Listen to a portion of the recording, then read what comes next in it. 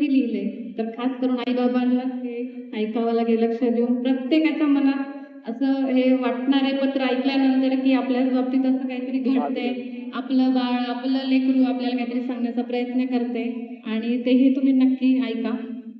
थोडंसं इमोशनल पत्र आहे, कितपत मीही याला न्याय देऊ शकेल माहित नाही, पण मी प्रयत्न करेन. प्रिय आई बाबा, प्रिय आई आणि बाबा, आज पहिल्यांदाच तुम्हाला पत्र लिहितोय. कारण समोर बसलो की शब्द सापडत नाही आणि बोलायला गेलो की कधी राग येतो, कधी डोळ्यात पाणी येतं आणि आज मनातलं सगळं या कागदावर लिहितोय. आई बाबा, तुम्ही म्हणता तू बदललास. हो, कदाचित बदललोय, पण खरं सांगू, मी तुमच्यापासून दूर जायचं कधीच ठरवलं नव्हतं. फक्त मोठं होताना काही गोष्टी मनातच राहायला लागल्या. कधी अभ्यासाचं टेन्शन, कधी मित्रांचं, कधी भविष्याचं आणि कधी तुमच्या अपेक्षा पूर्ण होण्याची भीती.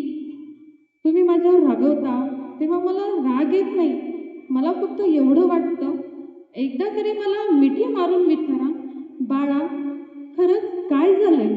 आई, तू जेवायला हाक मारतेस आणि मी म्हणतो नंतर, पण खरं सांगू, मला अजूनही तुझ्या हातचं जेवण जगात सगळ्यात जास्त आवडतं ग. बाबा, तुम्ही विचारता ना अभ्यास झाला का, कधी कधी माझं उत्तर हो असतं, पण खरं उत्तर असतं मी प्रयत्न करतोय बाबा, पण मला अजून जमत नाहीये.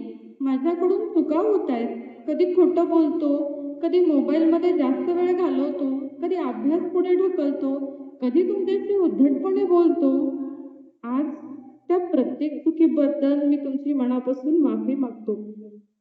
पण एक गोष्ट तुम्हालाही सांगायची आहे, जेव्हा तुम्ही माझी तुलना दुसऱ्या मुलांशी करता तेव्हा मला कमी गुणांपेक्षा स्वतःची किंमत कमी झाल्यासारखी वाटते. मला पहिला नंबर नको, मला फक्त तुमचा विश्वास हरवायचा नाही. आई बाबा, तुम्ही माझ्यासाठी किती कष्ट करता हे मला आता हळूहळू समजायला लागलं आहे. फी भरताना, रात्रभर काम करताना, स्वतःच्या इच्छा बाजूला ठेवताना तुमच्या चेहऱ्यावरचं हसू मी पाहिलंय आणि डोळ्यातलं लपलेलं दुःखही.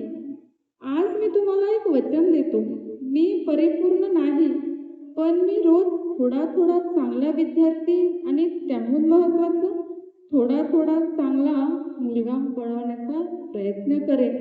एक दिवस मी नक्की मोठा होईन, कदाचित तुमच्यापेक्षाही जास्त कमवेन, मोठ्या पदावर जाईन, पण तुमचा हात धरून चालताना मला कधीच लाज वाटणार नाही, कारण मी आज जे आहे ते तुमच्या कष्टामुळेच आहे.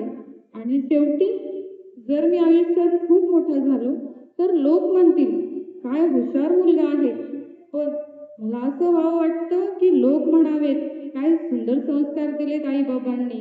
बस, यापेक्षा मोठं यश माझ्यासाठी दुसरं काहीच नाही.